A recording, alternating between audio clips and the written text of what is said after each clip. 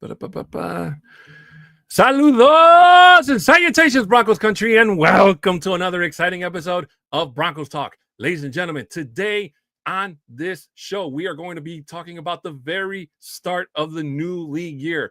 Libre and I are going to get down to all the stuff that has happened in Broncos Country up to this moment, and we are also going to talk about what's been going around the league. Also, this is part 2 of our 2-part series episode about our predictions episode. So we are also going to go over everything that we predicted last week, and we are going to see which one of us was closest to being correct. Remember, tacos are on the line. So without ladies ado, gentlemen, without further ado, ladies and gentlemen, because words are hard, make sure you get that food ready, get your cold drinks ready. You do not want to miss a single episode of what is coming up, and get ready because here we go.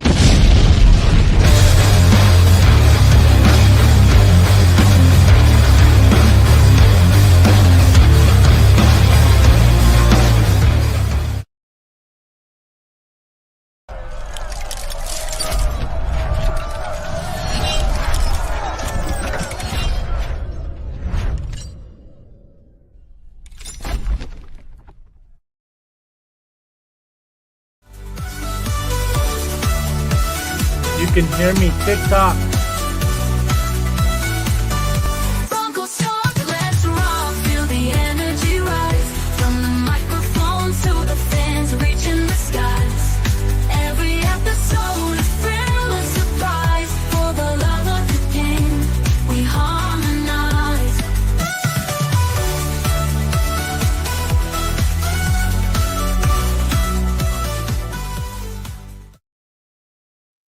And welcome back in, ladies and gentlemen. My name is Adan Diaz, and joining me to my left or right is my co-host, Bronco Libre. Bronco Libre, what's up? What's happening? What's happening? Oh my gosh, this is crazy last few days. So excited, man. I can't listen. Me and you just got done talking about it earlier at the beginning of the show. Like, our group chat was just going off the hook, and unfortunately I had to silence my phone because it was just constantly dinging. And unfortunately, I work in an area where I cannot have my phone going off constantly, so I was behind on some of the messages. I tried to keep up, but that's just how excited everybody in our group chat was. And if that was just our group chat going constantly off on messages, I can only imagine how excited people on Broncos Twitter was. And by the way, it almost got off to a very bad start because the site was down at the beginning on Monday. So there was a lot of speculation. Everybody was nervous that they were going to miss out on anything big. But shout out to all those people out there in Broncos Country that were able to keep all of us updated while Twitter was working out their bug problems or anything or whatever what the heck was going on. But ladies and gentlemen, welcome in. We are so excited to be here with you today, especially today, because as I said at the beginning of the show, this is the start of the new league year. So we are so excited to talk about all the new acquisitions the Broncos have made. Also, Libre and I are going to go over any other, depending on how much time we have, over any of the other acquisitions made around the league. And also, we are going to be going over our list of the first part of this 2-part episode, which was our predictions last week. And we're going to see which one of us was closest to being correct as to what we thought the Broncos were going to do. So far, as of this recording, the Broncos have made 3 picks with probably more to come. So stay tuned for that. But ladies and gentlemen, if this is your first time watching us, there are a couple of things we have to get out of the way first.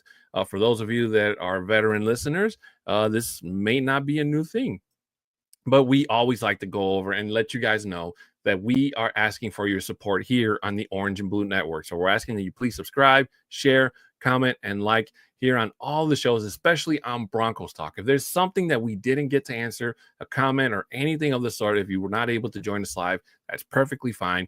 Please leave us a comment, and we will definitely get back to you, whether it's for Libre or myself.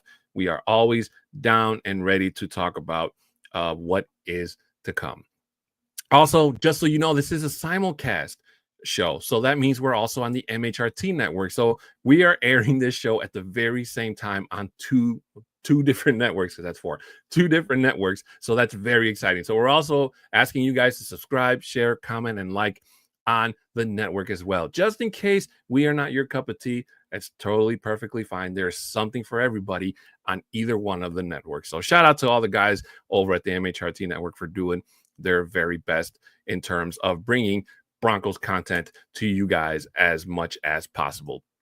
Also, for our audio listeners, please make sure you 5-star review, screenshot it, send it to us. We are always so thankful to have you guys being able to join us, even if you can't join us in live.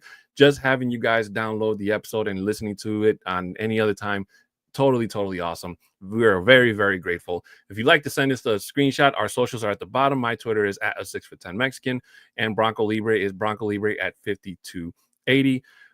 Also, want to give a shout out to the host. Not the host, the sponsor of today's show, which is Dubby. Ladies and gentlemen, that's the wrong screen. I'm sorry. I'm just so excited. Like I'm clicking on all the wrong things. And plus we have a different kind of background. So it's kind of throwing me off. But ladies and gentlemen, Dubby is your taste buds' favorite energy drink. Now you might be asking yourself, what the heck is Dubby? Dubby is formulated to give you focus and energy with no jitters or crash. Their formula contains vitamins, amino acids, and nootropics, including their patented neurofactor formula. Basically, it's no calories, no sugar, no maltodextrin, no fillers, and no artificial colors. Ladies and gentlemen, basically, it's all the good stuff without all the bad. And just to show you guys how nice Johnny Baki and the guys over at the Nothing Rhymes with Orange and Blue podcast show, which airs every Tuesday, are, they want to give you guys 10% off discount when you go to checkout. All you have to do is use the code NRWOB10 at checkout to get your 10% off on any of your flavors and on your order at checkout. So shout out to Johnny and the guys over at the Nothing Rhymes with show for their hooking us up with the 10% code off. And again, that code is NRWOB10 to get 10% off on Dubby. Also, shout out to Dubby for being a sponsor on not just this show, but any of the shows here on the Orange and Blue Network. We are very, very grateful for you. Also, for any business inquiries, you can email at broncostalk2020@gmail.com. And I think that's it, Libre. I don't think I did it in order. Oh, you're muted, bro.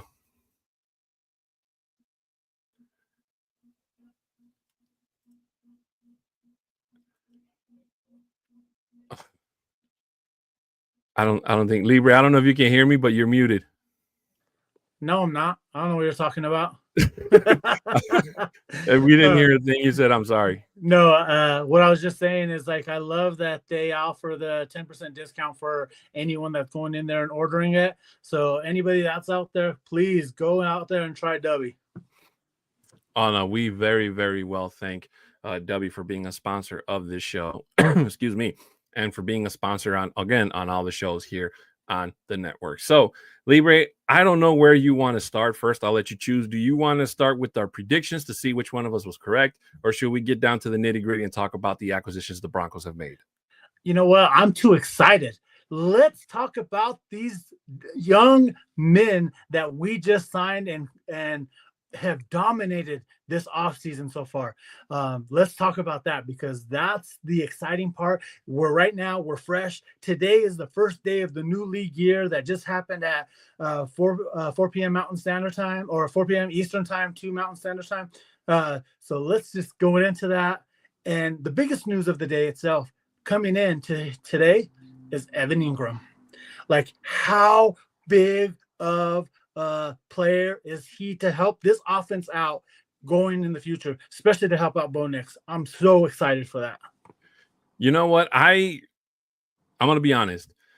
I'm happy he's a Bronco, but I don't think I'm super excited like all you guys are, just for the simple fact that I looked at his numbers.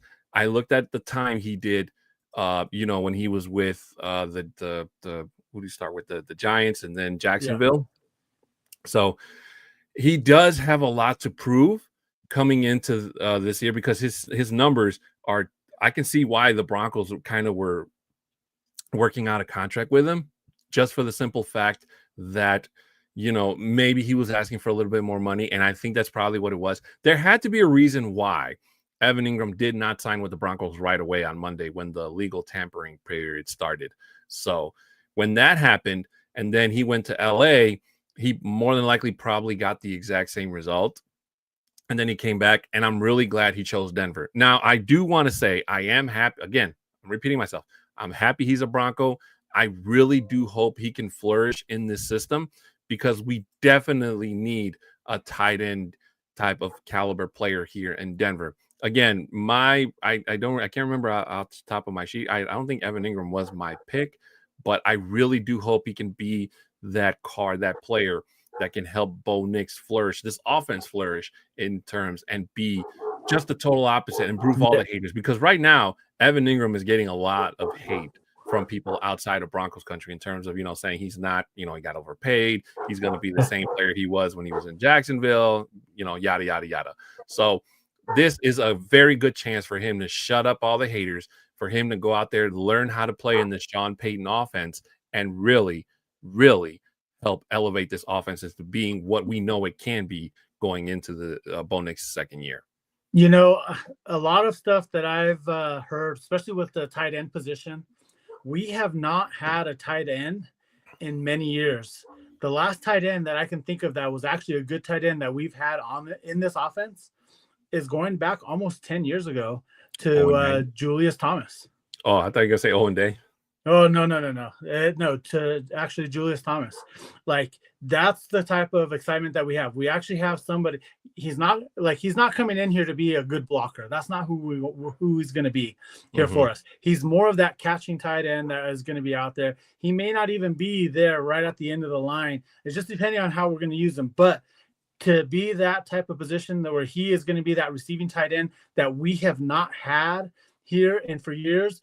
We've gone out and we've got some of these tight ends. We got these rookie tight ends as well that we thought that we're going to have here for a long time. Talking about Albert O, we're talking about, Greg Deluche. Like, we're, some of these guys that we've thought were going to come in and do good, and we just haven't had that one piece. And I feel like because of this in particular tight end that we have not had has not helped us a lot throughout these last few seasons itself.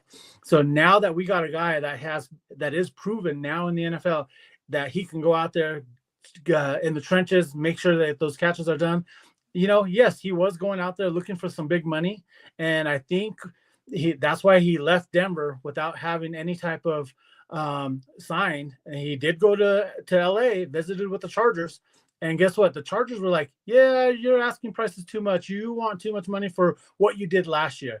We want to have you at this type of price and so forth. But he came back, and you look at it, he made that business decision saying, you know what? The Broncos, I think, are in a better position to go out there and actually compete and go deep into the playoffs in the next 2 years. And that's what he signed, a 2-year contract. So I'm super excited for that.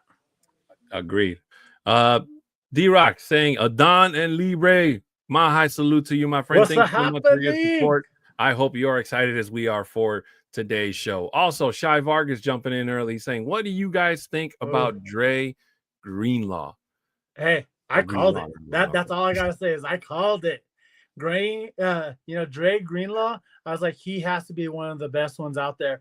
And just going back and looking at his films and so forth, and man, he's a great linebacker. And part of what I love about this as well is because he has been injured the last few years and he hasn't played much. We got him on a huge discount because of that.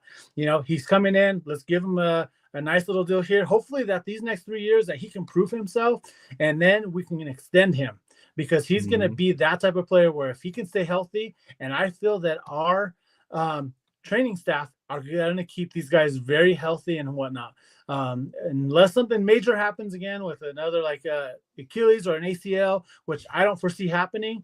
But if he's healthy, our defense is now dangerous. And I think this defense itself is going to be competing with the 2015 defense itself. Yeah, I mean, I gotta admit, I'm pretty sure. I think you picked Greenlaw. I haven't looked at the sheet yet. But I'm really excited for him coming to Denver, being that linebacker position, especially when the Broncos let Cody Barton go to the Titans, right? Titans, yep. Yeah. It almost seems like there's a team where one team piggybacks players off of the other. Last year we lost Cushenberry to the Titans. This year we lost Cody Barton to the Titans. But we pretty much predicted it, Libre, that Barton was definitely a rental, and it would have been nice to have him, still be here in a rotational piece, because I think as a rotational player, he was great. But I don't blame him one bit for going out there and chasing the bag. Okay, he wasn't the only player that did it, and he won't be the last. Okay, but having Dre Greenlaw, the only thing that the Broncos have to do now is to nurture Greenlaw and keep him as healthy as possible, because when that man is healthy, he is a machine, and he is definitely one of the best linebackers in the league. The thing that made him so great was the fact that he was able to play off of the strengths of him and Fred Warner. Him and Fred Warner made the best linebacker duo in the league, and a part of me does feel bad for the 49ers, because it feels like the Niners are in a complete rebuild, and they've pretty much let a bunch of their players hit free agency or cut them in some cases. And it pretty much looks like the team is heading in the direction that it was going to before Kyle Shanahan got to San Francisco, and by that time they were in really bad shape, mind you. But again, he comes in, and the only question we have now at linebacker, Libre, is pretty much what's going to happen with Singleton.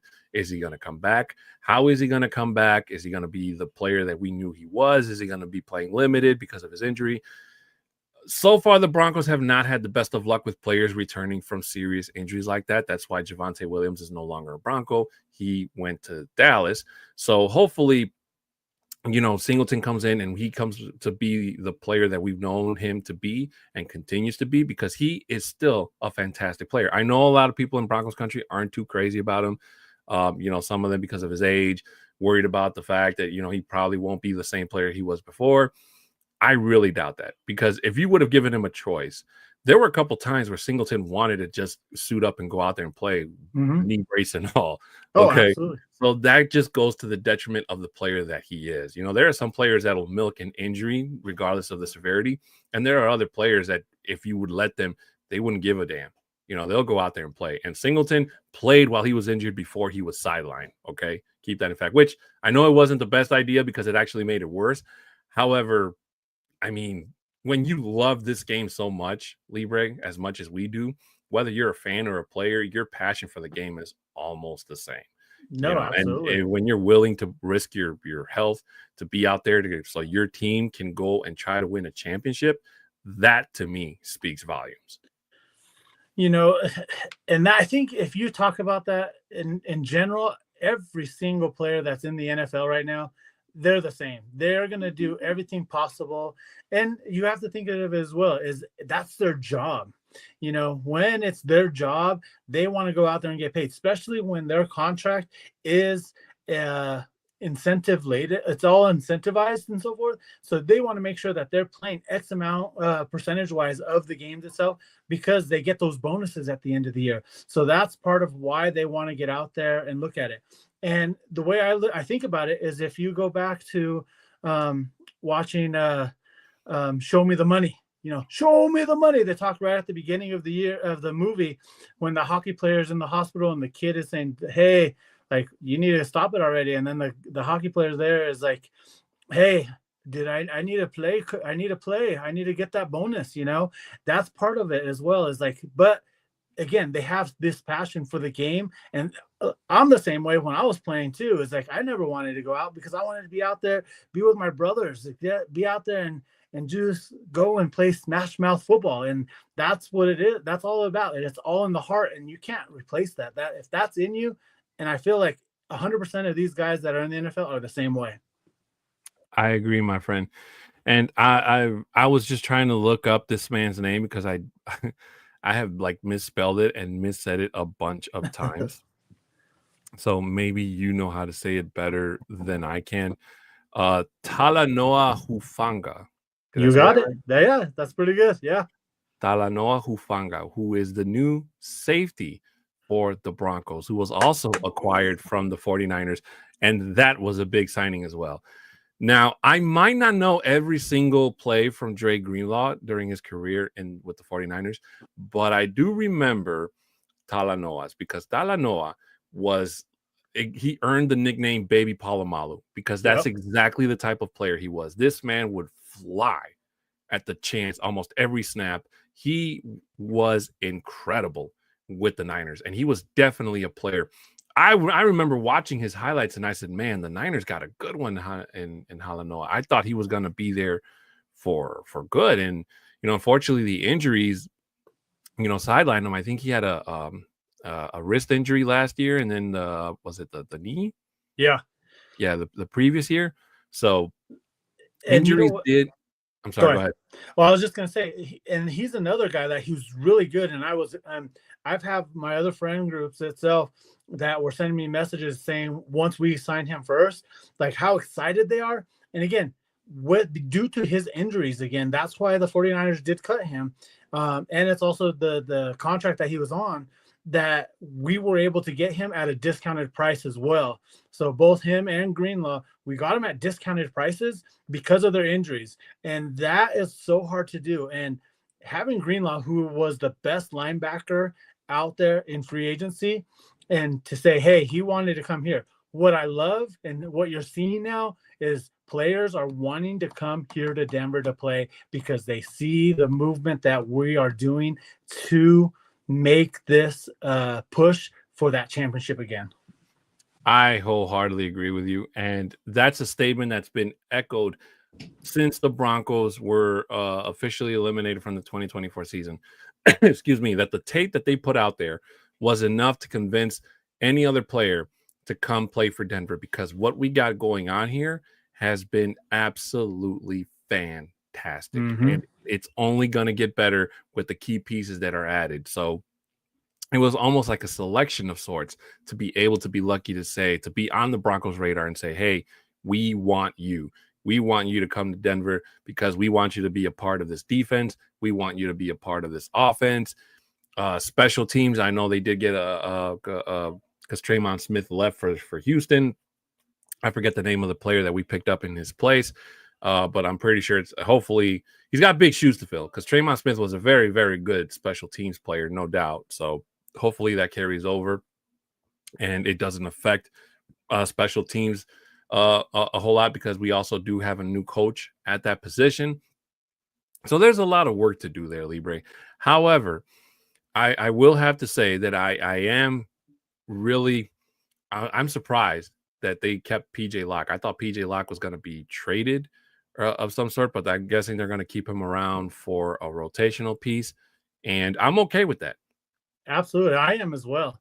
And you got to think as well, like when it comes down to the personnel, you're always going to want to try to get like the glitz and glamour of some of these positions itself. But then there's sometimes that you have a player that's on the team that, you know what, let's just keep them because they already know the playbook. They know what you're trying to accomplish, and you see that they've done it. They've accomplished it. They've done the work. You see enough in them. If you haven't seen that already, they're going to let you go. They like, again, this is a business that is cutthroat, where if you're not doing the job, they're going to get rid of you. So with that being said, they saw enough in Locke to say, you know what, you've done enough. Let's keep you here. Let's get to that next level. Your job is to get to that next level. If we can get you there, that's going to be even better for us as a team, and just bring everything together on what they're looking for. DJ Jones, you know what? I'll be the first one. I didn't think he was going to stay. I thought he was going to go. So I am surprised that he was able to get a contract with Denver. I don't hate it. I don't love it either. I'm like in between, because I kind of do feel like the Broncos put their chips all in and say, hey, we're all in.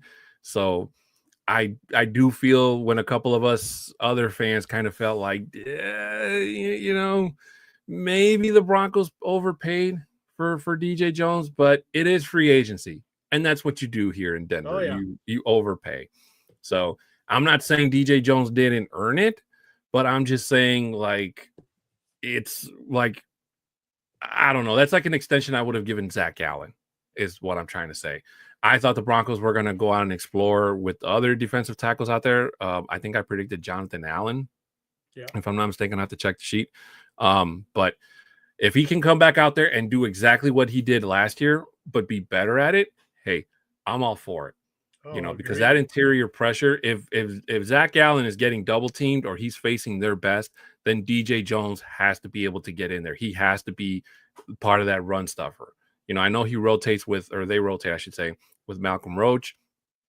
But now that DJ Jones got that big money contract, he has to go out there and make sure he earns every single dollar of it, especially with this defense. Because when you read these names out there, you got Cooper and Bonito at the edge rush position. You got Zach Allen and DJ Jones, interior linemen. You got Dre Greenlaw. You got Alex Singleton, Pat Surtain, Riley Moss, Halanoa, and Brandon Johnson. Like, that's just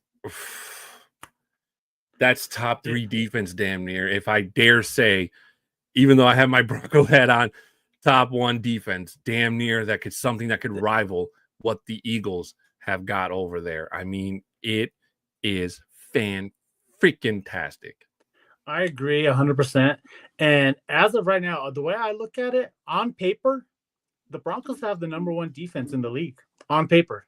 So they just need to go out once the season starts. They just need to go out there on Sundays and prove it.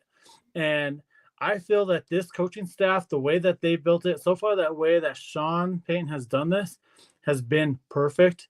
And this is how you build a franchise. This is how you build a freaking monster team itself. And I'm so excited for it. And being here in Denver, and you have this excitement already here. You feel it here in Denver, the excitement and how much ready these guys are ready to go. And I'm just already ready for the schedule to come out. I want to see the games that we're going to be tailgating super big for. And if we're going to be traveling to a couple of games. Rumor has it, we might be going to Germany playing Indy. And if that's the case, I might have to start booking my tickets there. You on an airplane, Libre? Hey, I go to games. I go to destination games, and if and one thing that I'm trying to hopefully that the NFL, if they are going to send the Broncos there, if we're going to be going to Germany and play Indy, let's make it around Oktoberfest time.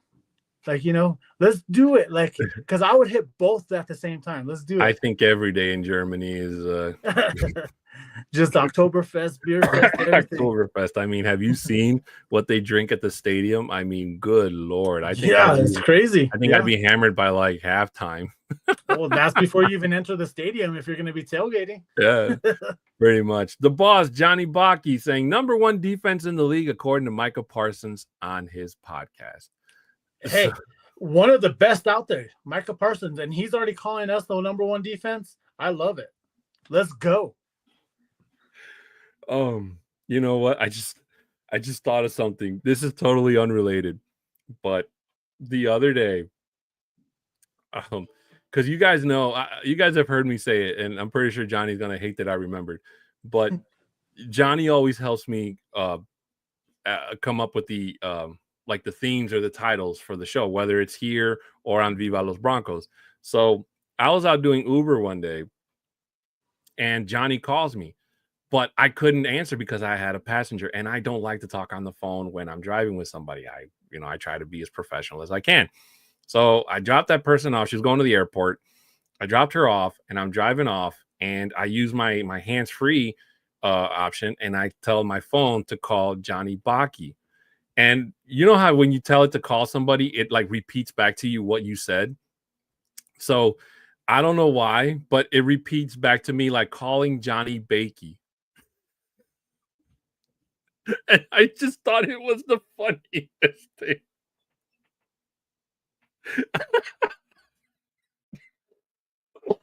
I'm sorry.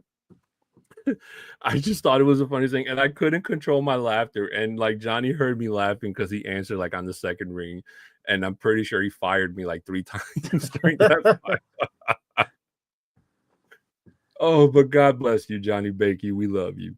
The Sega Addict saying, "Hey everyone, how you doing, Sega Addict? What's I happening? don't remember hearing your name, but my high salute to you, my friend. Thank you so much for being here with us and showing your support." But let's get to it, Libre. Let's find out the results of who won the bet, because I want my tacos, and I'm pretty sure I won. So I just want to concur. What's the right word? Confirm. I'm glad Confirm. you're confirming that Bronco Libre is gonna get tacos cuando llegas a Denver. On that. Well, I hope you know like a good taco spot if you're not cooking, bro. No, you're gonna get me tacos the night before the game because I'll be tailgating. I'll be cooking the tacos. Oh yeah. All right, let's start at quarterback. Now, I didn't pick a quarterback. I said that they would re-sign one of their quarterbacks. So I'll let you choose. Should I get a point because they re-signed Jarrett Stidham or no? No, because you didn't actually mention a name. The only reason why I say that is because I did pick Zach Wilson. Okay. Because he was a free agent. Stidham was a free agent. So that's just me. But I'll let the audience also decide too. If you guys in the comments, if you think he should get a point because of that, he did say that one of them would resign, but he didn't actually mention Stidham or Wilson. So it was just a toss-up, 50-50.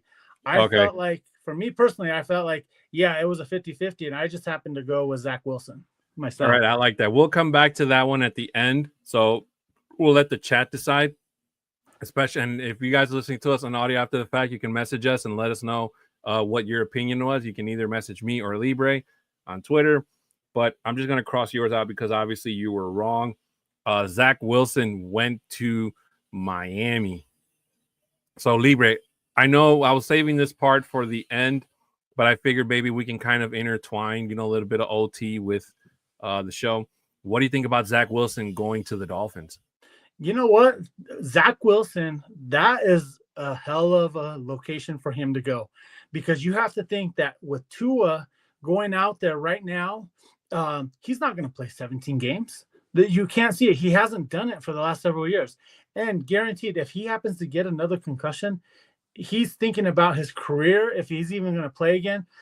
A bare minimum, he's going to be out at least 4 to 5 weeks, and they'll put him on the injured list. And especially with the type of contract that he's getting to, that it's all incentivized as well. Like he's betting on himself, saying, you know what, I already know I'm going to come into this location. I'm going to play because Tua is not going to play all 17 games. So that was actually a great pickup by Miami. And I'm happy for Zach Wilson. Like I wanted him to come in here as well and do something. And this was also prior to like with Bo Nix and like trying to help each other out because they're both about the same age, I think. So with him going there, that's great for him. I love that for him. And I just hope that he succeeds too. And then, I don't want to see anything happen to Tua, but we can already see that he is not going to play all the games. Agreed. I think that it was kind of a weird choice, to be honest with you, because I thought that if Zach Wilson was going to be traded, I thought he was going to be traded to a team where he was going to start, where he wasn't going to be either a quarterback competition or, basically being a backup. Because I agree, going to Miami, he is not going to take the starting job away from Tua. He's just kind of being what Michael Penix was to the Falcons last year. He's just an insurance policy because, God forbid Tua goes down again with another concussion. It could be one where he just doesn't recover from in terms of not being able to come back and play. It could be the one where it's like the doctors and everybody's like, hey, you cannot take another hit like this. Like unfortunately, your career has to end here. So that's what it kind of felt like to me. Hopefully Tua does continue to play safely and healthy going forward. But I'm pretty sure Zach Wilson, he got paid more money to be in Miami than if he would have decided to stay with the Broncos or maybe somewhere else for that matter. I don't know. But again, I don't know what happened to Adon. It looks like his video screen. I think you're loading up on my end, so I don't know what's happening. Really? This often caused by unstable connections. It looks like you might have some Wi-Fi issues. I'm not showing anything on my end. I'm not seeing you here on our on the podcast right now. I'm looking at myself again. Guys, with the Tua situation itself, it is happening where, again, like how Adon was just saying, is that he could be one concussion away from being in a place where you don't want to be. You don't want to be in a vegetable state for the rest of your life. And I think that that's what's happening. Can you hear me? I don't know. I don't know if anyone can hear Adon. Can Can anybody? you hear Yeah, me? I'm I can good, see you on bro. my TikTok. Yeah, I'm good. I'm not Yeah, showing that's any signs, weird. dude. Let me see. Hold up. Are you sure it's not you? No, there we go. That was weird. Yeah, because I'm like, I'm not lagging or anything. When I'm lagging, I get the little notification thing on the side, you know. But I got That's weird because on my screen it just showed you loading. So, all right, well, I guess we're all right. good. As long as we're good. Let's move on to running back. Thank you for clarifying, D-Rock. We both picked Aaron Jones, so we both took an L on that one. What are your thoughts about Aaron Jones going to? Where'd he go? No, he stayed he stayed with the Vikings. I'm sorry. Yeah. Go ahead. What are your thoughts about him staying with Minnesota? You know what? Like that's good for them. Like they got him and they gave him a little bit of money for it. Excuse me. So I feel like they wanted to keep them. I think they're wanting to keep him there with JJ McCarthy. Give him that chance. Give him that running back that he is. He's a great running back, and I feel like this is going to be a good spot for him. And especially giving JJ McCarthy that option as that running back is the best thing for them. Mm-hmm.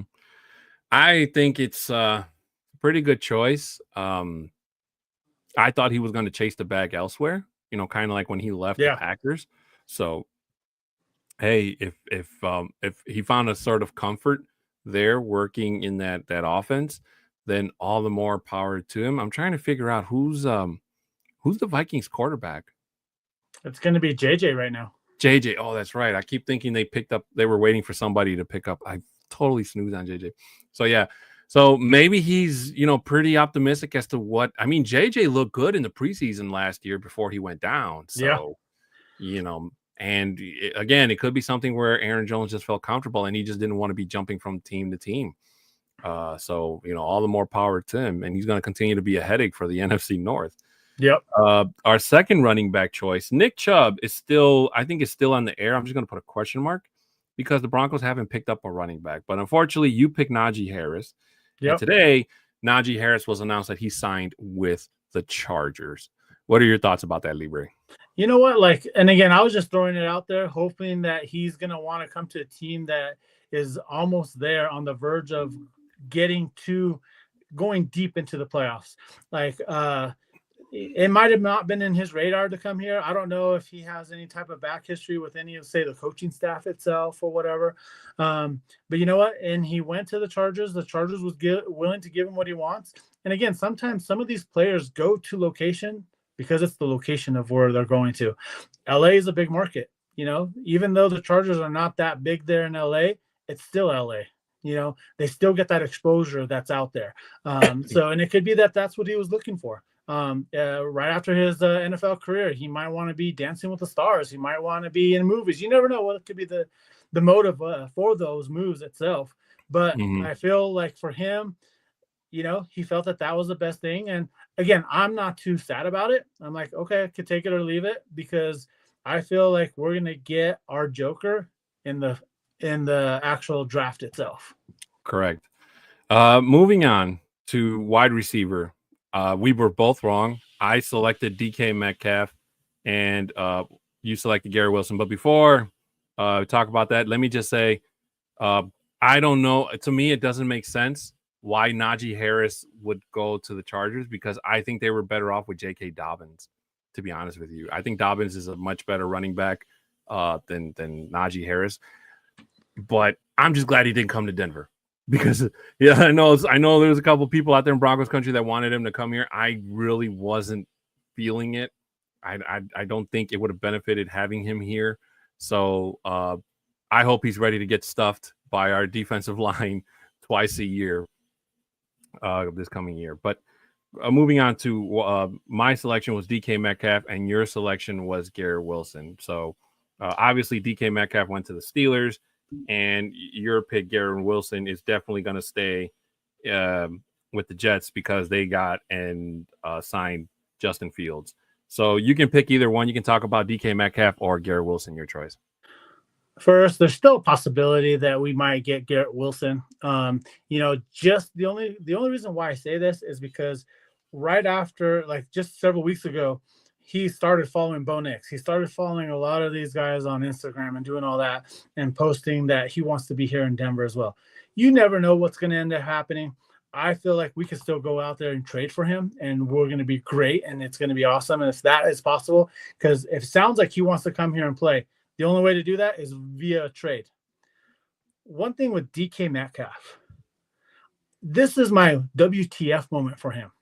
Why I don't know if he had no trade clause or if it was just because the Steelers gave Seattle what they wanted and so forth for it. But why would you want to go to a team that does not have a quarterback signed yet? Why? Like, that's something I don't get. Like, why would you do that? And that's still baffles me. Like, you know, I feel like the Steelers got away with a steal here. Like how they jonesed us when we got Russell Wilson. I think they did that to the Steelers now this year. So it still boggles my mind. Yeah. I don't think they're going to trade Garrett Wilson just for the simple fact that Justin Fields needs weapons. So if you do trade Garrett Wilson away, it's kind of like then Justin Fields is going to be literally left with almost nobody to throw unless the Jets go out and draft, really rookie wide receivers, or they sign some other big players. But I don't really think they have a lot of cap to be signing big name wide receivers. So that's why I don't think they'll trade Garrett Wilson. If they do, honestly, they'd be dumb. Oh, absolutely. But DK Metcalf, again, it just screams chasing the bag. That's literally what he did. He went to a team that doesn't have a quarterback currently, and even when they do find one, it's probably not going to be anywhere near to what he had in Seattle. Well, I have my buddy on TikTok right now, and his name's Bronco Tiz, and he came out. He goes, maybe Aaron Rodgers. And I was just saying that, you know what, like, that's a possibility that he might go there. But again, like, is he going to be the same Aaron Rodgers that he has been? And I don't think it is. And he's not going to get the ball to DK. And DK is going to be complaining the whole time saying, you need to get me the ball, get me the ball. And it's not going to be a good match. Amen, Pickens. Moving on to wide receiver 2, I picked Chris Godwin. Obviously, that's not going to happen. He gone. Yeah, he re-signed with the Bucks. Yep. And we're just going to put a question mark for Amari Cooper because he's still with the Bills. He hasn't really been moved. Excuse me. It doesn't feel like Amari Cooper is going to be moved. No. But if he does, then that will definitely be a point for you. So we're not going to count that. How do you feel about Chris Godwin staying with the Bucks? You know, I'm okay with it. He's there with Baker. He's very familiar with the system, and I think he just went back and reevaluated. He goes, there's not a team that I feel comfortable with. And he goes, might as well just stay here in town. And I have Baker. We had a great year this last year, and let's continue to build and see what they can do there in the NFC. I think that he did the right thing because he sees that there's something special there. You know, Baker Mayfield has done a pretty good job playing behind Tom Brady, and you know, being on the opposite corner of Mike Evans is definitely not a bad thing. And really, truly, they only had one terrible game, and that was against the Broncos. So better be the devil you do than the devil you don't. He's more than likely looks like he may end his career whenever it's time with the Bucks. That's just the way I'm feeling it. Same thing with Mike Evans. Those two guys are probably going to finish their careers in Tampa Bay when it's all said and done. Again, Amari Cooper has not been moved or mentioned. He's still with Buffalo, so we're just going to give Libre the question mark, which is the benefit of the doubt for now. Moving into tight end, also, you said that the Broncos were going to get a draft pick, so we're also going to put a question mark on that, and we're going to have to hold out until the draft to get the final results. For me, I said that they were going to get David Njoku. I'm just going to cross that off because with the signing of Evan Ingram, there's really no need for them to spend any trade capital on Njoku. And then we can kind of skip over to defensive tackle. You said that they weren't going to – you actually got a point for that because they didn't get a defensive tackle. They re-signed DJ Jones. I said that I initially said they were going to get Milton Williams, but then I changed it to Jonathan Allen, but that was also incorrect because Jonathan Allen went to Seattle? No, to the Vikings. So Libre gets 1 point. So you have a 1 point lead on me right now, Mr. Libre. Number one stunner. Edge rusher. Well, we were both wrong on this one. Khalil Mack re-signed with the Chargers, and Josh Sweat went to the Cardinals. So how do you feel about Khalil Mack re-signing with LA? You know what? Like again, I feel like he made a good choice for himself. It was a business decision.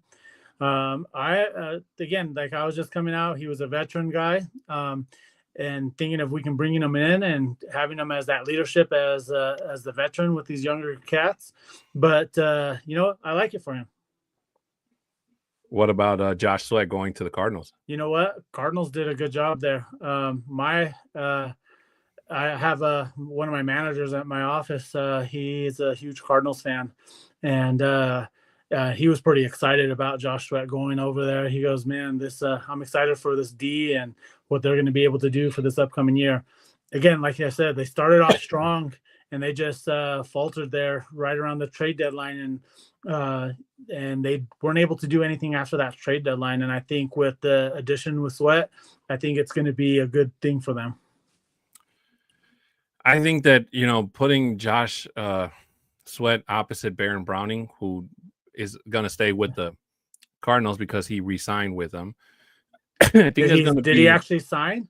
He was on the list. I saw that it said that he re-signed with the Cardinals. So, okay, I'm gonna have to look at it because I have so little money invested into him. So signing a new contract, so I needed to look into that then. Yeah, I'm pretty sure the article I read said that supposedly Baron Browning re-signed with the Cardinals because the guy that wrote the article even mentioned that you know, having both of them on opposite ends was going to help Arizona very, very much, and especially Josh coming off of a Super Bowl championship team, and Khalil Mack just re-signing. I mean, that makes sense to me. I thought that maybe he could, you know, want to revisit coming back to Chicago, but apparently that's not the case.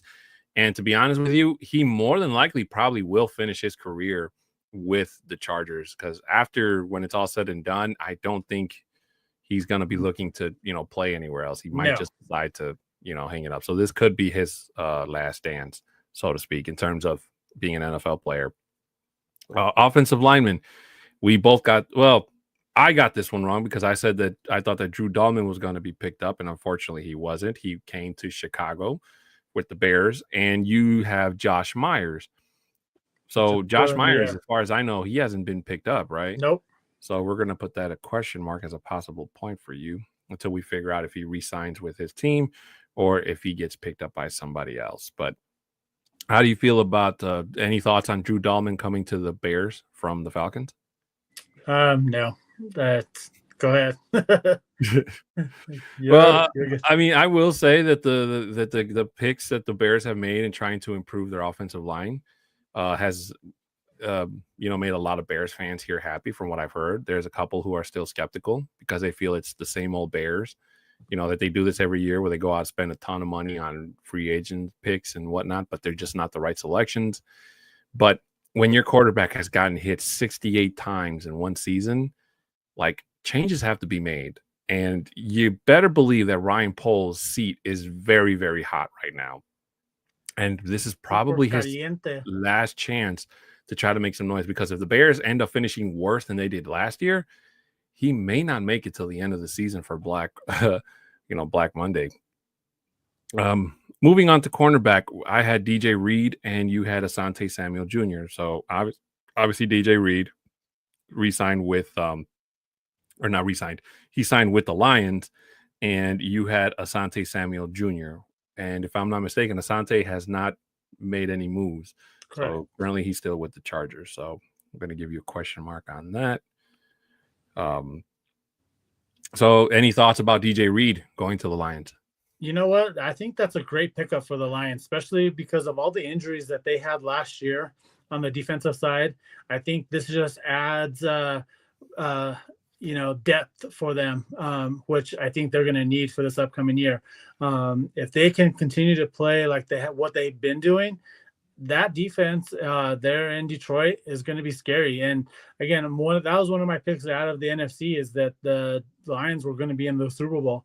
But I feel like they can still make that push. They're still in that window time frame of making it, and I feel that they can do it. I think that it's a good pickup for them. Excuse me. My brother is a bit upset that that's pretty much the only big signing that they've done. So he is kind of skeptical about the direction that the Lions are going. And it's hard enough that they're having to deal without Ben Johnson, who left for the Bears, and Aaron Glenn, who left for the Jets. So and they lost a couple of key players as well. So I know he's not as happy as we are in Broncos country in terms of all the acquisitions that the Broncos have made. So I would like to think that maybe he's a little bit nervous in terms of the direction that the Broncos are going. So, and he might be losing a little bit of faith, if I'm being honest with you, Libre. So hopefully the draft can help restore some faith for the Lions den. Moving on to safety, Javon, we both had Javon Holland. Obviously, we were both not right. I'm trying to remember if Javon Holland went to another team. I can't remember. We'll look at it when we get into the OT part. Yeah, I just remember him signing. I can't remember where he went. Yeah. And then obviously the last position we picked was linebacker. I thought Nick Bolton was coming to the Broncos, but he re-signed with the Chiefs. And I hate saying this, but you were right. Dre Greenlaw signed with the Broncos. So you get a +1 on that.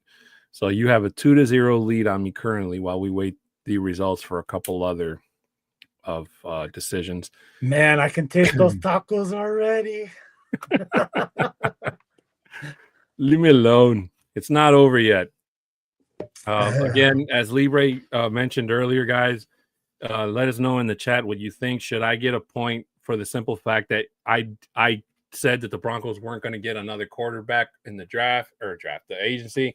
I said that they were going to re-sign one of their players, and they did. They re-signed Jarrett Stidham.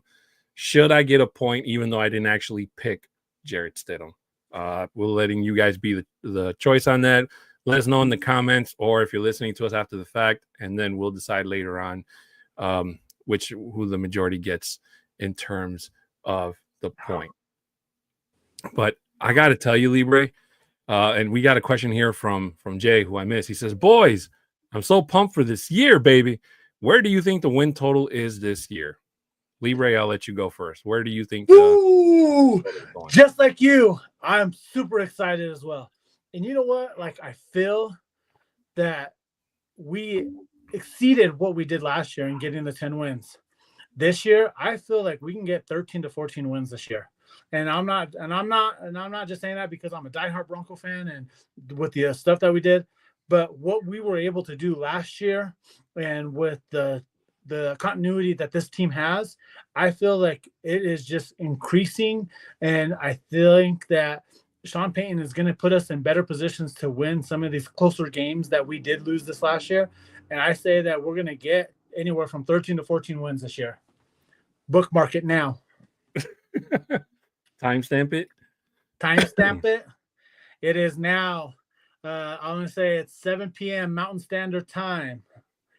I'm actually going to go one step further than you, Libre. I think that the Broncos are going to go 14-3. Okay. Just for the simple fact that in order for these boys to go out there and make a statement, they have to put foots to asses. And that's exactly what I think that they're going to do. Now, obviously, they have to break with the Chargers because we got swept by the Chargers. So they have to go out there and take that back. The Raiders are in a free fall. I don't think them bringing in Geno Smith to me does nothing in terms of, showing team improvement. I don't know what the hell Pete Carroll thinks he's doing, but I don't think it's the right choice. Plus, we also have a score to settle with Geno Smith. His colors may have changed, but you better believe that the Broncos have not forgotten those two unfortunate losses in Seattle. In Kansas City, they lost one of the best offensive guards in football in Joe Thuney, who came to Chicago. And I don't care who they draft. but that offensive line is nowhere near to what it was. No. That's why it was, and I'm pretty sure I said this before, that's why it was so important for Kansas City to win that championship to them, because they knew that they were going to lose a lot of key players to free agents, excuse me, and they weren't going to be able to run it back a third time or whatever the case would have been. So I have a feeling that the for the first time in a long time, the Broncos are going to finally sweep the Chiefs, because that's exactly what's going to happen. And it should have been a sweep last year if it wasn't for an unfaithful kick. However, 14-3 is my bold prediction, and that's the bar that I'm going to set, because I believe that the Broncos can be that damn good. So it's 14-3. Are we winning the division? Yes. All right. I love it. I love hearing that. Just by simply, and you know what? Again, the biggest team for the Broncos to beat isn't the Chiefs. It's the Chargers. It's the Chargers. I agree 100%. It's the team that we took for granted last year, especially myself, and they're the ones that we got kicked in the teeth by. All right. We were embarrassed the first time with them at home, and then we were embarrassed again by them when the Broncos gave up that lead and the Chargers just came back in a game that the Broncos should have won. Excuse me. So that's what I'm saying. That's what I'm saying to them. I know that fire is going to be there. The chance for redemption is going to be there, and they have to go out and take it. Right now, there's nobody on that Chiefs offense that really, I can say, scares me, because DeAndre Hopkins is gone. He went to Baltimore. Jerry's still out on Xavier Worthy. You know, I know he was in the news recently for something totally unrelented, but it damaged his credibility, I guess you could say. So I don't think he'll be suspended or anything from the team, but it is something that you should keep an eye on. They did add Hollywood Brown back to their offense, but Hollywood Brown was somebody that the Broncos defense never even considered to fear. And Travis Kelce, yes, he's been a thorn in Broncos country for a long time, but I honestly don't know why he's coming back. And I just think he's going to probably be in a worse shape than he's ever been, just for the simple fact that I don't know. To me, there's points where you look at his face and it looks like he just doesn't even want to be out there. No, I agree with you 100%. And him coming in and saying that he wants to play one more year and all that, like, you know what? Like, I see it, I get it, I understand it. He doesn't want to hang out with Taylor Swift that much during the season, so he's like, hey, let me go ahead and do this. But I think with Xavier Worthy, you know, it sucks the way that everything has come out about it. You know, I don't know what happened. Of course, he was arrested for DV. So you don't want to see that, especially with these players, like, and so forth. But again, and it came out right away that the prosecutors there are not going to be pressing any type of charges against him, which I feel like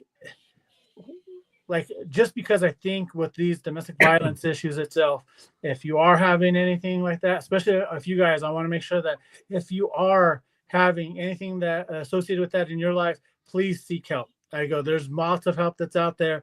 Don't be shy. I know it's scary at times, but please go out there and seek it. And trust me, it'll save your guys' life. But again, I see a lot of these DVs that are happening is that they come in and the person that is getting assaulted come back and say, oh no, please don't, we don't want to press any charges. We don't do that, because it's just in that rolling continuous thing that they have in a relationship that they feel like this is just the normal for them. And they just need some of these people just need to say, just get it over, done with. Let's have it, and make sure that they understand what they did was not okay. So that's what the one thing that bothers me. You don't know with the NFL what might happen. The Chiefs may not do nothing for him. He might get fined for something. He might lose maybe 1 or 2 games and so forth. And again, they're going to do the appeal process the way that they do because of the CBA, and it will get reduced. But I feel like the NFL should still have him be missed 4 games, be suspended for something, be fined. That's something that we need to see, because we want to make sure that it's not okay for this to happen to anyone. So that's what we just need to make sure that he's aware, that to really hurt his pocket, to say, look, you went out there, you did this, and you can't continue to do this, because it could just be a continuously rollover that you might see during the season. He might get arrested again. Agreed. Ladies and gentlemen, we have reached the 1 hour mark here on Broncos Talk, which means it is time for Libre and I's favorite segment, and hopefully yours too. Ladies and gentlemen, it is time to go into some overtime.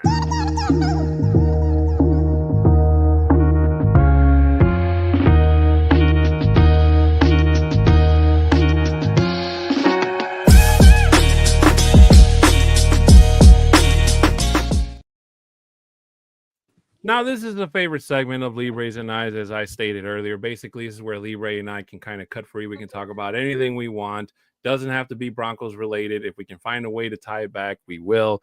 But this is kind of our chance to kind of vent. If we'd like, also for you guys, if there's anything on your minds, questions you'd like to ask us, we'll be more than happy to answer them for you. However, today I feel that Libre and I should kind of look also around the league and kind of give our grades as to some of the other free agency signings around the league so far that have happened so far today. So we're going to try to go as quick as we can through all of them because there are a lot. There may be some that we miss. So if we do, and you want to know what we think about them, let us know on our socials or leave a comment on the video below on YouTube. Make sure you tag either one of us so we make sure we answer to get back to you. So Libre, let's start with the Eagles landing or adding, I should say, running back depth by signing AJ Dillon. What's your grade on that? You know, I'll give them a B for that. Like, I like that move. That's going to be a good move for them. And it just adds value to their, to what they need already. So I'm okay with that. B. I think it's good. As obviously AJ Dillon playing behind Josh Jones. So I thought that, that was going to be AJ Dillon's team when Aaron Jones left initially. So I never expected the Packers to go out and get name Josh. So him going and playing behind Saquon Barkley is a definite plus for him. So hopefully he gets to get some touches there, and not just because the Eagles are in the lead and they just need time to kill. No, right? Yeah. So I'll give it a B as well because I think it's a good signing by them. Panthers they're going to sign running back Rico Dowdle, a player that was linked to possibly come to Denver, but he went to the Panthers. What do you think, Libre? I kept on seeing that, and they only did that because they got Javonte there in Dallas, and they, to me it's just like, I think it's a mid. I think it's just a C plus, maybe a B minus type of area for them. I think they were just trying to get someone in to fill in, and he was just like that player that is going to be out there. I'll wait for once we get to the Dallas area, the Dallas pickup. So I'll wait for that. But no, for me, for that grade itself, I think he'll do just all right. I don't think he's going to be like the stud player that they want. Well, I'm kind of surprised. I thought that they were just going to run with Chuba Hubbard, so adding Rico Dowdle doesn't seem like a running back 2 to me. He's been playing like a running back 1. So this is a bit of a surprise. Don't be surprised if they create some kind of running back competition in Carolina and make it something that it's not supposed to be. But having a 1-year deal seems like a prove-it deal to see if Rico Dowdle can surpass Chuba Hubbard in terms of being the number 1 guy. So it looks like they're heading towards a running back competition. Or they're going to be running that 1-2 punch, and that's why they're bringing them in. So, and I could see that happening as well. And if they're bringing that 1-2 punch right there, like he's going to be that third down back, the fourth down, going to fourth down, going on fourth on it. I could see that happening with Rico. Yeah. Shai Vargas, he has a question for us. Do you think the Broncos could win the division? I don't know if we literally just answered this like a few minutes ago, so maybe you didn't see it, but I said that the Broncos could definitely win this division. I'll just repeat what I said. Hopefully it's okay with everybody else. No. I think that they're going to sweep the Raiders again because I think that the Raiders are in worse shape than they were last year. I think that they're finally going to sweep the Chiefs because the Chiefs look to be in a bit of a shamble and they don't seem to have. They're going to be really dredging and dragging their Super Bowl loss with them the entire season. And don't be surprised if that's like the media focal point all season with every single Chiefs loss. And they have a bone to pick with the Chargers because they got swept last year and they definitely want to get back on the winning side. If they split with the Chargers, I'm fine with it. But the way this defense is on paper and the way this offense is going to show signs of improvement, I want them to sweep the Chargers. I want them to sweep the entire division, and they start their dominant run of division dominance starting this year. I agree with you 100% with that. And, I think it's going to be a close race there for the division itself.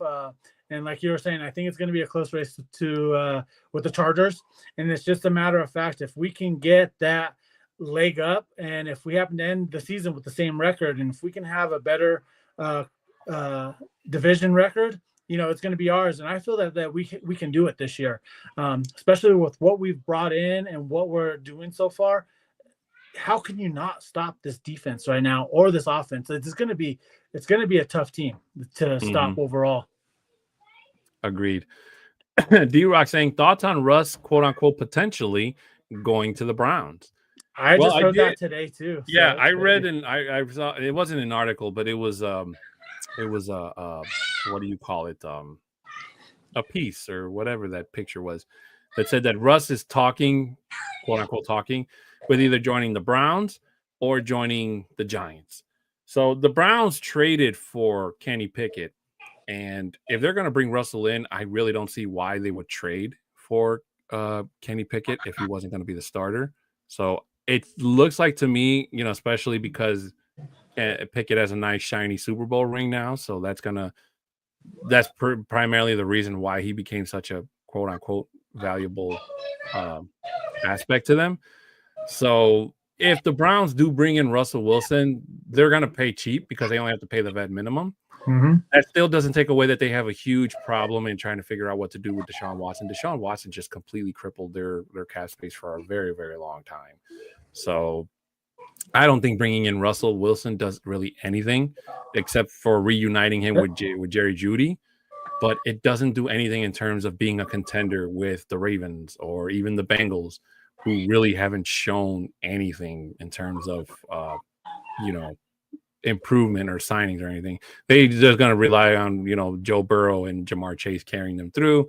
And then the Steelers, whoever the Steelers decide to go with, they're pretty much going to, the Browns did get lucky. They beat the Steelers last year. I think they split, if I'm not mistaken.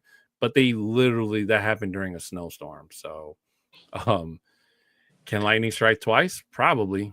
But I think that it's more likely, if I had to choose between the two, I think Russell Wilson goes to the Giants just for the simple fact that he wants to it's literally Russell Wilson's last shot at try to get some redemption, because after this year, ain't no way in hell nobody's going to give him a big fat contract. And don't be surprised if Russell Wilson just falls back to being kind of like what Joe Burrow is and just being a backup quarterback until his career ends. And again, like if you're going to the New York, if you're going to go with the Giants, you always have to deal with that media. Like that's such a media-driven location where if you have one bad possession, they're on top of you. They don't care. That's like the New Yorker style. They don't care what it is. It's if you have that one bad snap, you fumble the ball, they're gonna let you know. And you see some of these guys' careers that have gone into their locations, and they have been booed out of there because of how bad they were. Does Russell Wilson want that? Does he want to compete with that? Or if he's going to go with the Browns? I think I did see Adam Schefter tweet out earlier today that he was taking a flight over to Cleveland this evening to go meet with them. So again, it could be another situation where, hey, we're here first, let's sign you. Again, I could see it. It could be working out for them as well that they add the Russell Wilson, because it is a league minimum, veteran minimum, that they're just going to be signing him, and because of Deshaun Watson's contract that they still have to deal with. And if they can get a veteran quarterback at the league minimum, where the Broncos are still paying his contract for this final year itself, why not do it and sign him for the 1 year? Yeah, David Yonkin saying, with the signing of Hufanga and Greenlaw, this defense has got a lot better, and with Ingram, Bo has another outlet to hurt the team and to hurt teams in the middle of the field.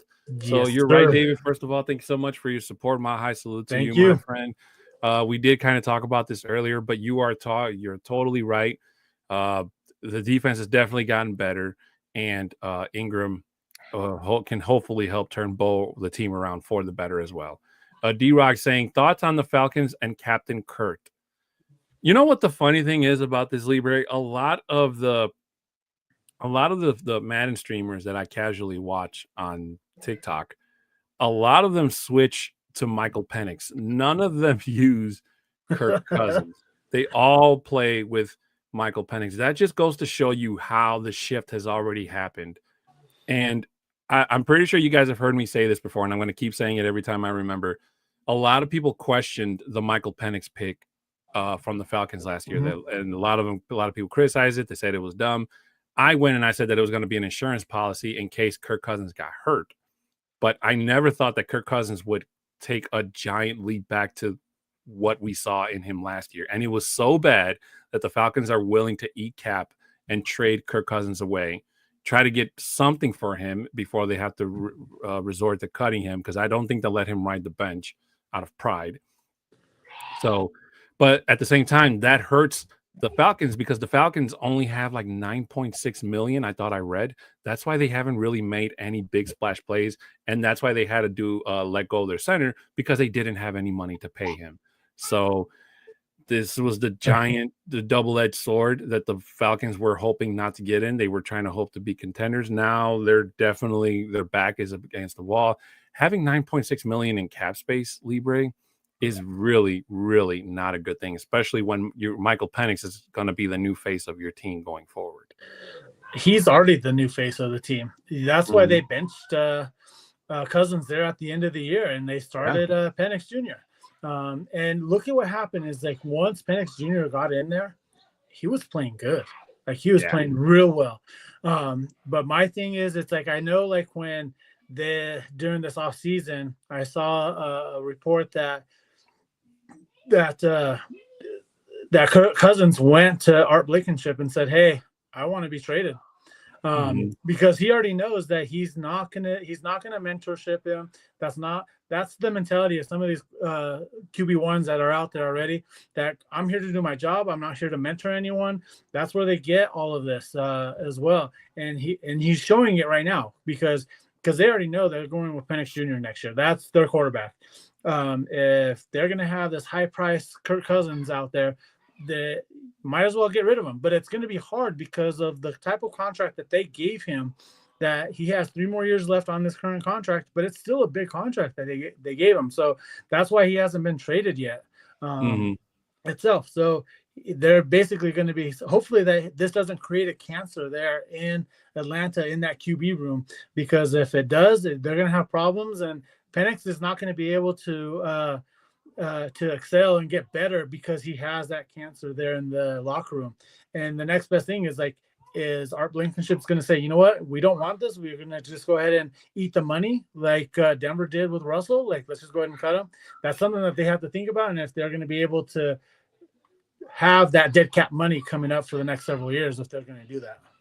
Agreed. Let's try to get to some of these draft picks here, because I know we kind of get sidelined with questions. We're going to try to get to as many as we can. DeMarcus Lawrence going to the Seahawks on a 3-year, $42 million deal. What do you think about that, Libre? I'm still wondering what Seattle's trying to do, like, because of all the movement that they've done. It sounds like they're just trying to do a rebuild. And it looks like with that, it's I know I'm still questioning what they're doing overall. It doesn't look like they have any true direction on what they're trying to accomplish, I think, right now. Yeah, like I get it. Mike McDonald is a defensive-minded coach. It's what he was when he was with Baltimore. I would figure that they would try to revamp their offense. Like, adding DeMarcus Lawrence isn't bad, but you still have Leonard Williams. So it seems like he's trying to have the defense carry the offense type of thing, which can work, but you need one hell of a defense to make that work. Again, Sam Darnold going in there with no DK Metcalf, no Tyler Lockett, just Njigba and whoever the Falcons, the Seahawks get in the draft, or they can get out of free agency before the start of the season.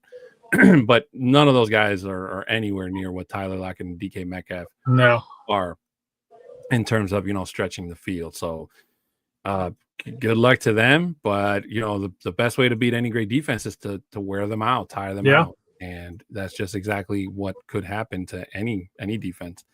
Darius Slay getting a 1-year, $10 million deal with the Steelers. Libra, your thoughts?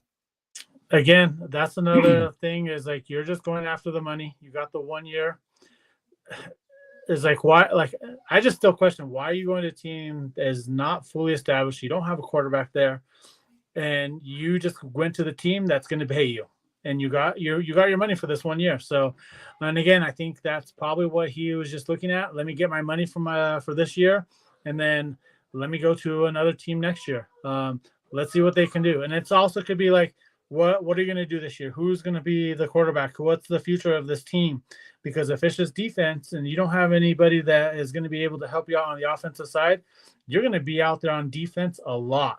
Unless you want to have a lot of film out for next year, that's what's going to happen right now. And I feel like that's what's going to be the Steelers thing. And I'm thinking right now, and I'm predicting this right now, this is probably one of the first losing seasons that Mike Tomlin's going to have in his 18-19 career there in Pittsburgh. And I'm just reading this right now, Libre. Marquez Valdez-Scantling is leaving Kansas City, and he's going to go sign with the Seahawks. Okay, so, well, a 1-year deal. Say like with that, they just brought him back into this last year too. So with that, like he's just trying to just play somewhere. I don't like he's not that great of a player as a receiver for me, but he's just going out there trying to find some money. Wait, Scantling was with the Saints last year, right? Not the Chiefs. He was with the Chiefs the year before. I stand corrected. Yeah, okay. Because I was wondering, I'm like, I know I saw Scantling's name on the back of a Saints jersey. So yeah, he's leaving the Saints to go with the Seahawks. So to me, that doesn't really move the needle in terms of saying, hey, the Seahawks are contenders now. David Yoke is saying, do you guys believe in the Seahawks' new quarterback? I don't have anything against Sam Darnold, but like I keep telling everybody that's asked me the same question, I really do hope that the Seahawks know that Sam Darnold's not coming with Jordan Addison and Justin Jefferson. Right. Those guys are staying in Minnesota, and they're going to be playing with J.J. McCarthy. So, well, then you go again. Like, who is he going to be throwing the ball to? Like, they cut Tyler Lockett in because Big Bud Scantling, apparently. But like I was just mentioning, like he's just like a serviceable guy.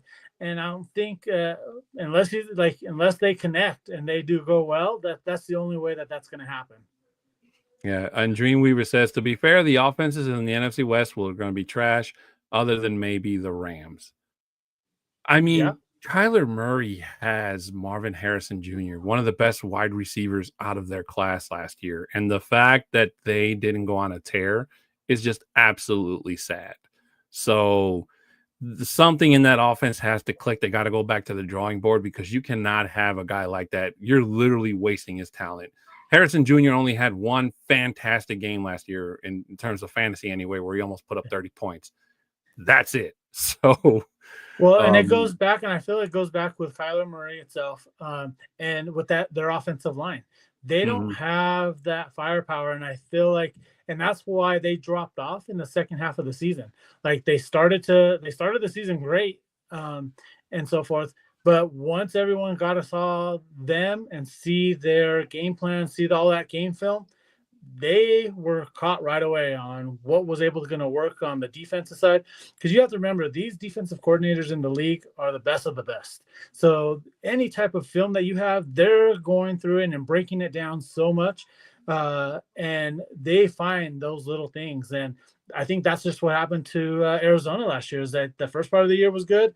And then just that second half, those defenses just saw what they were doing. And they're like, we're going to stop them. Also, don't forget, guys, Devontae Adams is a Ram now. So he's pretty much replacing what Cooper Kupp was. Yep. And now you got Devontae Adams and Puka Nacua on opposite ends of the field. And I'm trying to remember who the third Rams wide receiver is. I think it's Tutu Atwell because Demarcus Robinson left. I think it is Atwell. Yeah. So it looks like the Rams are going to run it back in terms of, running it again, because the 49ers, again, and this is a conversation that's been kind of a rumor going around that the Niners should trade Christian McCaffrey, because if you're going into a full rebuild and you've already let go of like more than half of your team, like I feel sorry for Brock Purdy because Brock Purdy got the bag and he got paid, but it literally cost him losing a bunch of his players. And the 49ers weren't even in the playoffs last year. They were all mostly on IR. So, Yeah. It goes back to, who's he going to throw the ball to damn near, especially if McCarthy isn't healthy to hand the ball off to.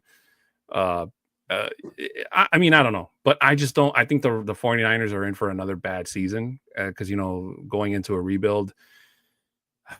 I mean, unless you have a miraculous season like the Broncos did last year where they thought that we were going to be terrible. And then, Bo Nix just blew people out of the water in terms of, gameplay and everything. And the Broncos actually made the playoffs, then maybe. But right now, it looks like the Rams are going to be running the NFC West again. Yeah. And I'm trying to think of some other names off the top of my head.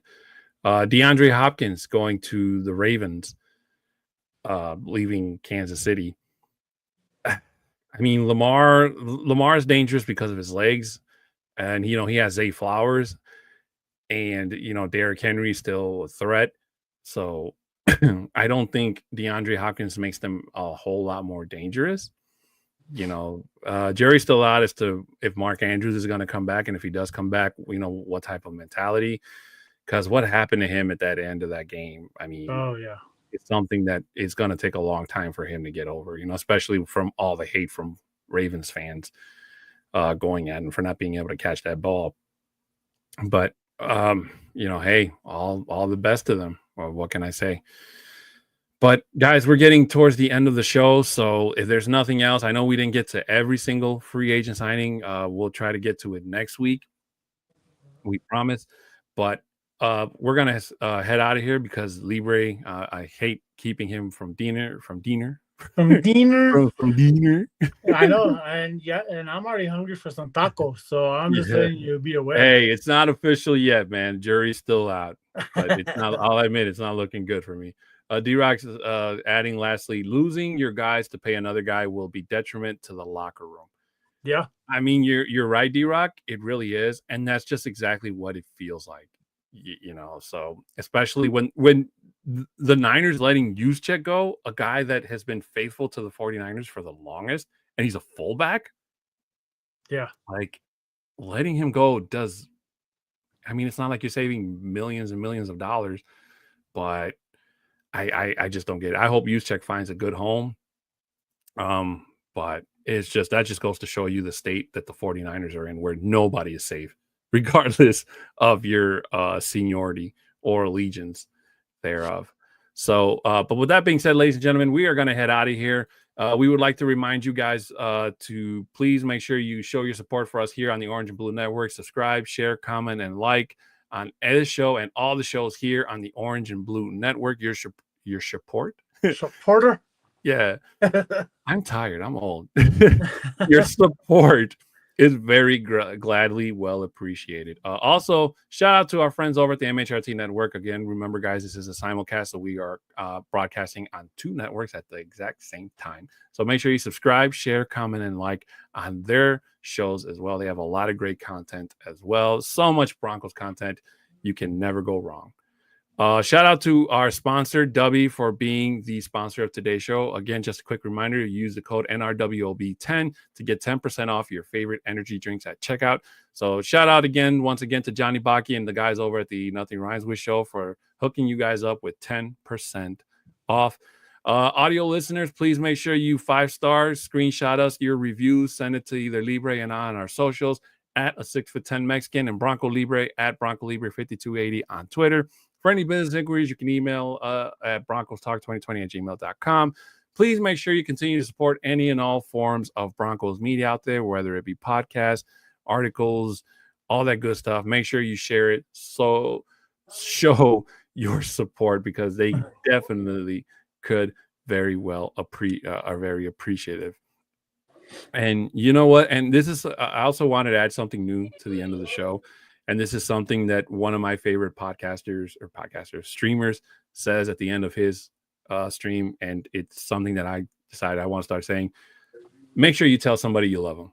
because, it's just life is short. So, make sure there's somebody out there, whether it's family, friend, or whatever, just make sure you do it.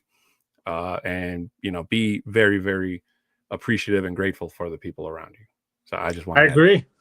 I agree 100%. Also, shout out to our fans over on Twitter, Lilmar, Priest, and Morrow. I'm pretty sure that Libre is the more popular guy on Twitter because when we do analytics at the end of the show, his numbers are always higher than mine. So I think it's the mask, man. Chicks dig the mask. I know they don't have to. They see this because they don't want to see what's underneath. I'm just saying. Yeah, me too. That's why outside I wear my hat like this. They don't see my face. Oh, and I can't believe I almost forgot this. Guys, make sure you check Libre and I out on Fridays. Viva los Broncos.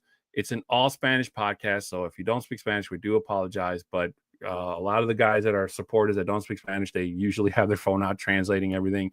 Or if there's any part of the show that you would like us to explain to you that you don't understand, Libre and I are always happy to sit down and talk to you guys about it. So if you guys are interested or somebody that speaks Spanish that would love it, please make sure you share that out there. All the socials and stuff are on the Orange and Blue and MHRT homepages on YouTube or wherever you guys are watching us from. So please make sure you show your support for us. We will be back next Wednesday to go over any other more free agent signings and go over some of the ones we missed. And then we'll also go back to the list to see if there's any changes. And if not, maybe we'll just call it. And I'll have to wave the white flag in front of Libre. That's embarrassing.